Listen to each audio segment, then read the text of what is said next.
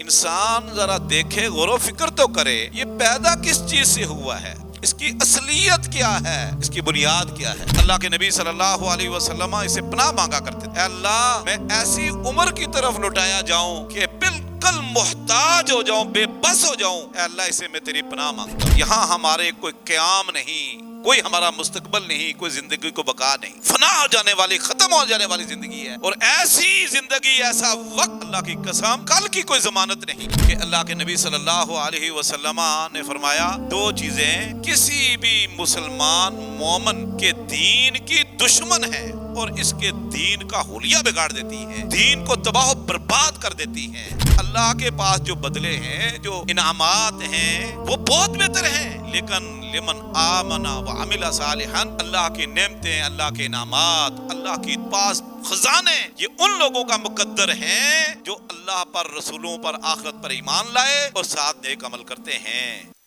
آسمان کی قسم اور رات کو طلوع ہونے والے ستارے کی قسم، وما ادراک ما الطارق، آپ کو کیا معلوم کہ طارق کیا ہے؟ فرمایا یہ النجم الثاقب، ایک چمکتا دمکتا روشنی والا ستارہ ہے۔ اور اس کے بعد قسمیں کھانے کے بعد فرمایا فَلْيَنْظُرِ الْإِنسَانُ مِمَّا خُلِقَ، یہ انسان بہت اتراتا پھرتا ہے، بڑے غرور میں اور گھمنڈ میں رہتا ہے، ہمیشہ اس کی ناک چڑھی رہتی ہے،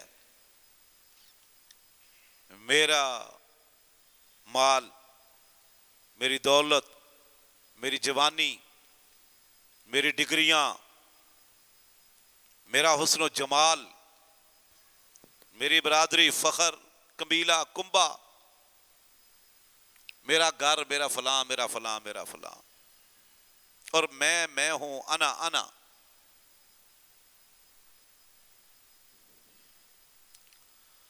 فرمایا فَلْيَنْظُرِ الْإِنسَانُ مِمَّا خُلِقَ، انسان ذرا دیکھے، غور و فکر تو کرے، یہ پیدا کس چیز سے ہوا ہے، اس کی اصلیت کیا ہے، اس کی بنیاد کیا ہے۔ خلق من ماء دافق، یہ ایک اچھلنے والے قطرے سے، پانی کے قطرے سے پیدا ہوا، ماء دافق، پانی کے ایک قطرے سے پیدا ہوا، یخرج من بین الصلب والترائب، جو مرد کی پیٹھ اور عورت کے سینے سے کشید ہو کر یہ رحم میں ٹھہرتا ہے، اس پانی کے حقیر ایک قطرے سے پیدا ہوا کہ جس سے کپڑے پر لگ جائے تو یہ کپڑا دھوئے، جسم پر لگ جائے جسم دھوئے، اس قطرے سے یہ پیدا ہوا ہے۔ اور پھر ہم اس کو اپنی طرف واپس لوٹائیں گے۔ میرے بھائیو، یہ انسان کی حقیقت ہے۔ منی کا ایک قطرہ، یخرج من بین الصلب والترائب، من منی یمنا، من نطفۃ منی یمنا، فرمایا ایک پانی کے قطرے سے، اور اس سے پیدا ہو کر آج یہ اترا رہا ہے، یہ اس کی اوقات ہے۔ اور اللہ رب العزت نے اسی قطرے سے اس کی آنکھیں بنائی، زبان بنائی، ناک بھی بنا دی، اسی سے ہونٹ، اسی پانی کے قطرے سے اللہ رب العزت نے دانت بھی بنا دیے انسان کے، کان بھی، اسی سے جگر، اسی سے دل، اسی سے گردے، اسی سے تلی، اور ہر عضو رنگ میں، حجم میں اور کیفیت میں ایک دوسرے سے بالکل مختلف ہے۔ وہ خالق کائنات مالک ارض و سما ہے جس نے ایسا خوبصورت انسان پیدا کیا، لیکن اس کی اوقات کیا ہے اور کس بات پر یہ اترا رہا ہے، فخر کر رہا ہے۔ اللہ اکبر۔ انسان اپنی حقیقت کو بھول جاتا ہے، فراموش کر دیتا ہے۔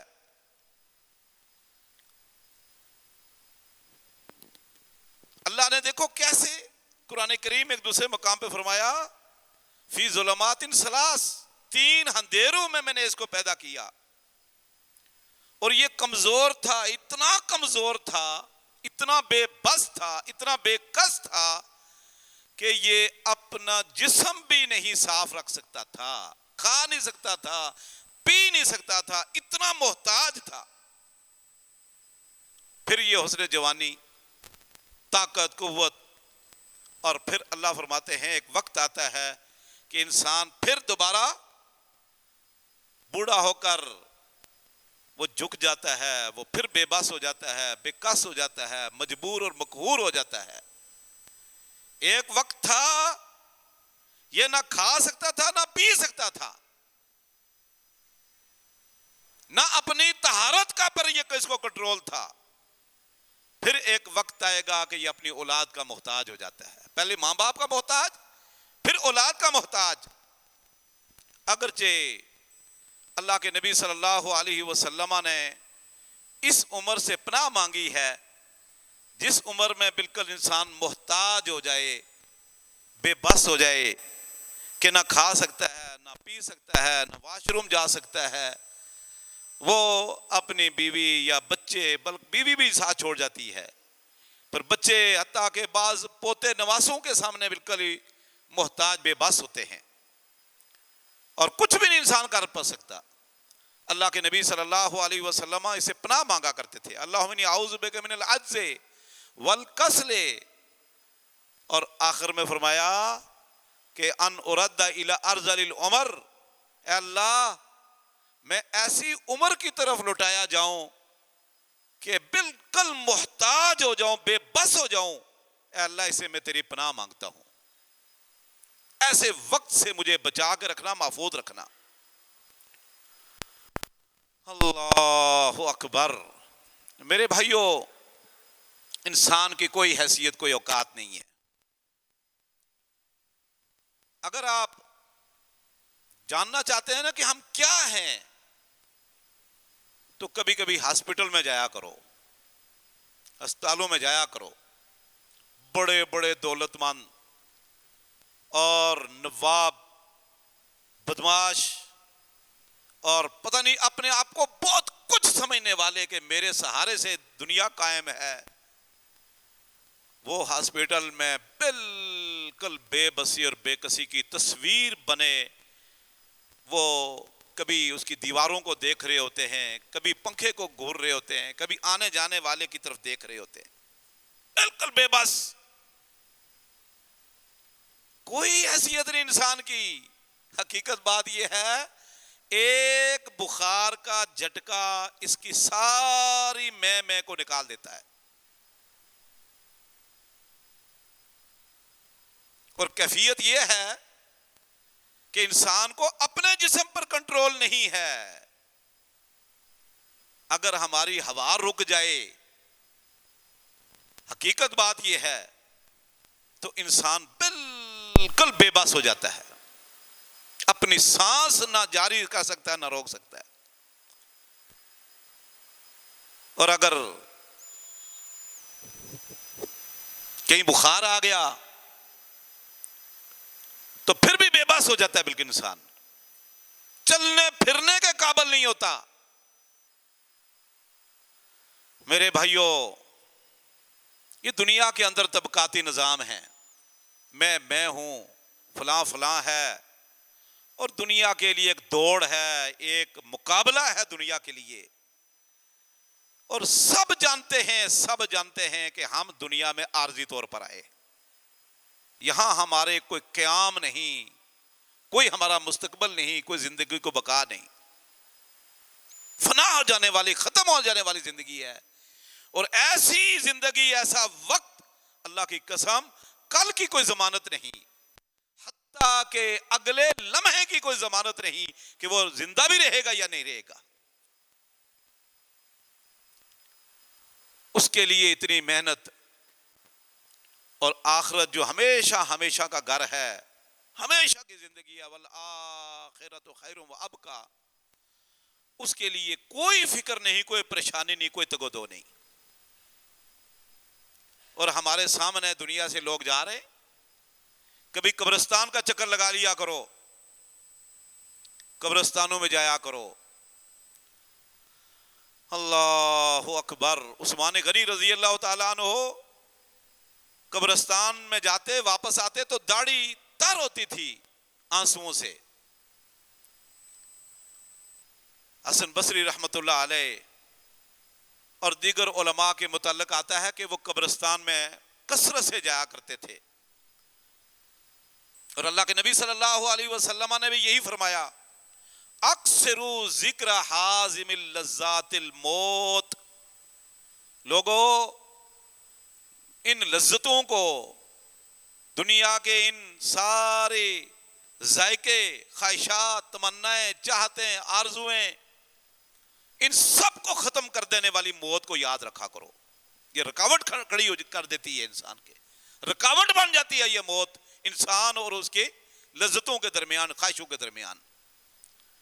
اور آپ نے یہ بھی فرمایا کہ کثرت سے مرد حضرات قبروں کی زیارت کیا، الا فزور القبور، لوگوں قبروں کی زیارت کیا کرو، جایا کرو قبرستان، فإنها تذکرکم الآخرہ، یہ تمہیں آخرت یاد دلائیں گی، آخرت یاد دلائیں گی۔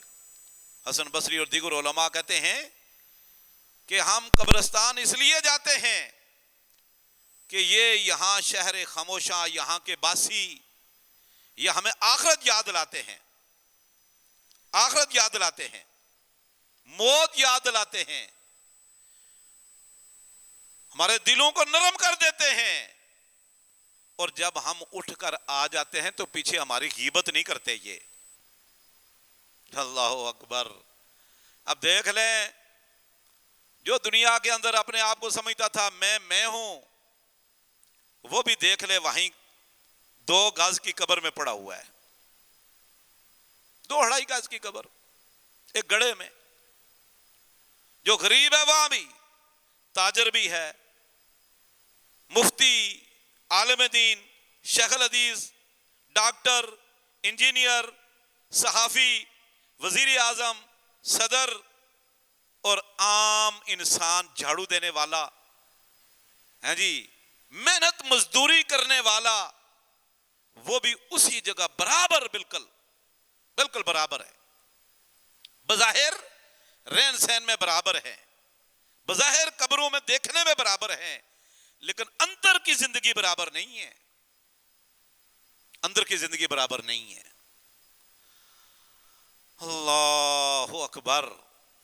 سب، کسی کو پنکھا نہیں، کسی کی قبر میں اے سی نہیں ہے، کسی کی قبر میں روشنی نہیں، کسی کی قبر میں کوئی صوفہ بیڈ نہیں، زمین پر پڑے ہوئے۔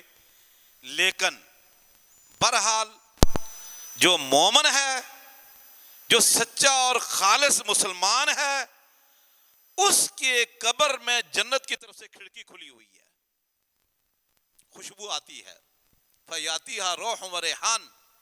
اللہ کے نبی صلی اللہ علیہ وسلم فرماتے ہیں خوشبوئیں آ رہی ہیں، ایسی پیاری خوشبوئیں، اور ٹھنڈی پیاری ہوا آ رہی ہے، اور جو بدبخت ہے، فاسق فاجر ہے، اللہ کا دشمن، نبیوں کا دشمن، دین کا دشمن، اعمال صالحہ کا دشمن، فرمایا اس کی طرف سے جہنم کی طرف سے کھڑکی کھل جاتی ہے، اور اس کی طرف دھواں، جہنم کی بھاپ اور انتہائی بدبو اس کے پاس آتی ہے۔ اندر کی زندگی برابر نہیں ہے، بظاہر ہمارے لیے تو برابر ہے نا۔ تو میرے بھائیوں، قبرستان کا چکر لگایا کرو، انشاءاللہ یہ انسان کے اندر تواضع، عاجزی، انکساری پیدا کر دیتی ہیں۔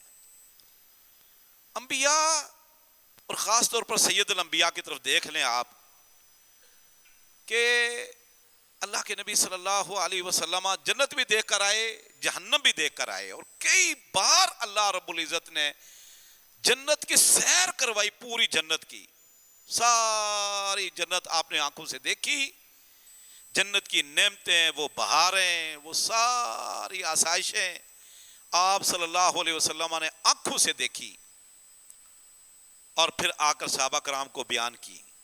جہنم دکھائی اللہ کے نبی صلی اللہ علیہ وسلم نے، جبریل علیہ السلام، بعض میکائیل بھی ساتھ ہے، ایک مرتبہ اکیلے، کئی مرتبہ بہت بار بار دیکھی آپ نے، اللہ نے دکھائی۔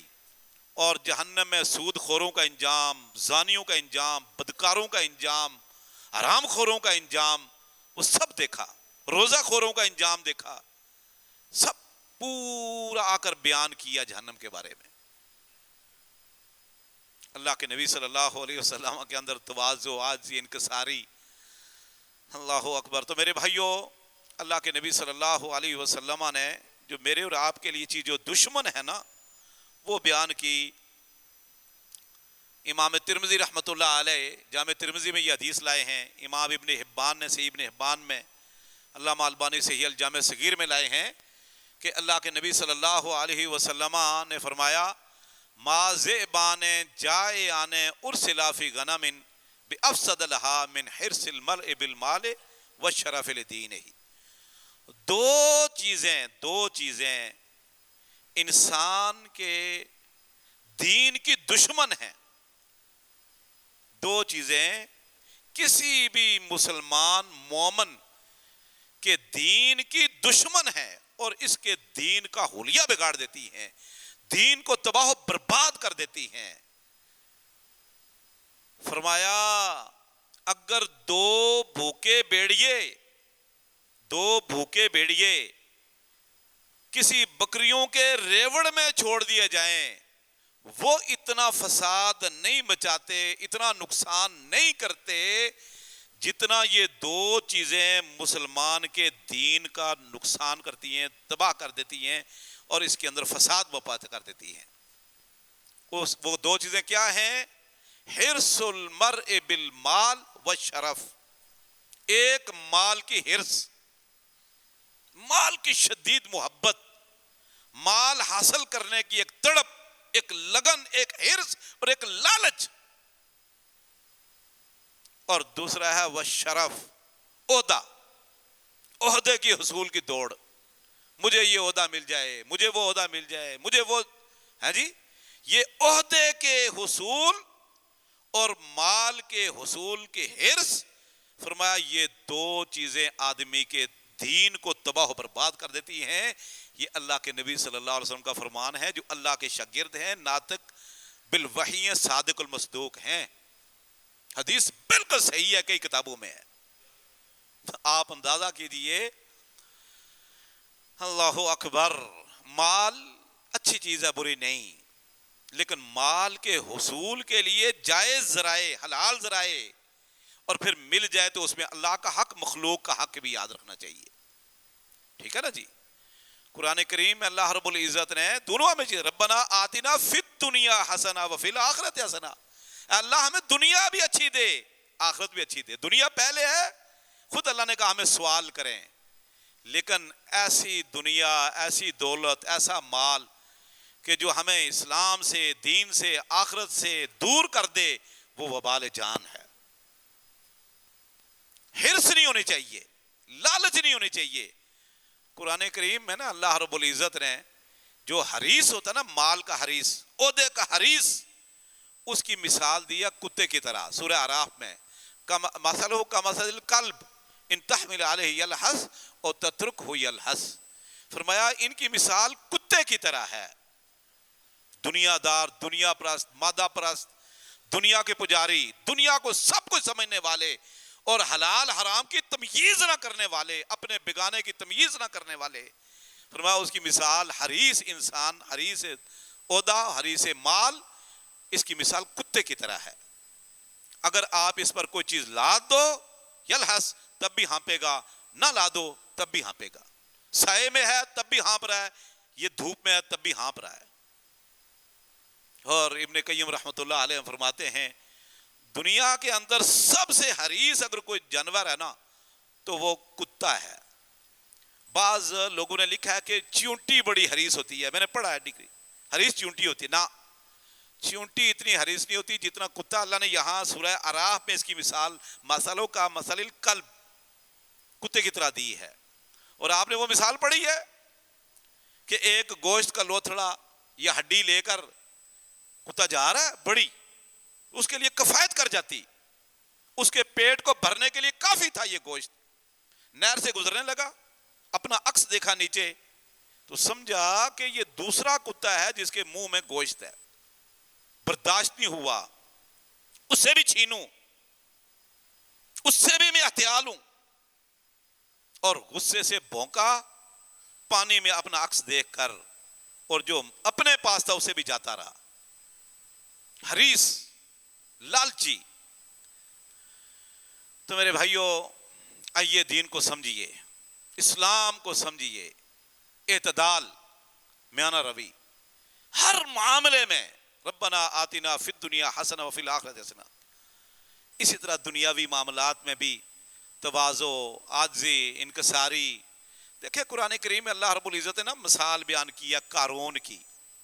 سورہ قصص میں آیت نمبر تقریباً یہ 75 سے شروع ہو کر 85 تک یہ قارون کا واقعہ. اللہ فرماتے ہیں یہ ایک مظلوم اور بالکل بے بس قوم, یہ بنی اسرائیل میں سے تھا, لیکن دولت اس کو مل گئی.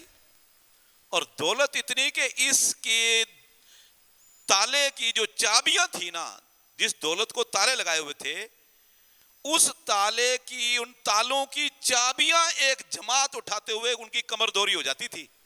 لتنوء بالعصبہ. قرآن کریم میں اللہ فرماتے ہیں کہ اس کی چابیاں بھی ایک جماعت اٹھاتی تھی. دولت کا کیا حساب ہوا ہوگا, کوئی نہیں سکتا. اللہ فرماتے ہیں کہ لوگوں نے اس کو نصیحت کی, وابتغی فیما آتاک اللہ الدار الآخرہ ولا تبغ الفساد. اے قارون, اصلیت پہ غور کر, اپنی اوقات کو دیکھ, تو ہے کیا, تھا کیا.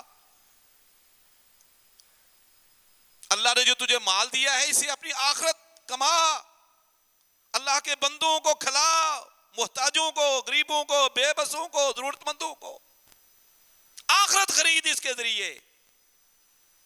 اور ولا تبغ الفساد, زمین میں فساد بپا نہ کر دولت کے بلبوتے پر. اور یہ بھی کہا احسن کما احسن اللہ الیک, اگر اللہ نے تیرے ساتھ اچھا سلوک کیا تو تم بھی اچھا سلوک کر.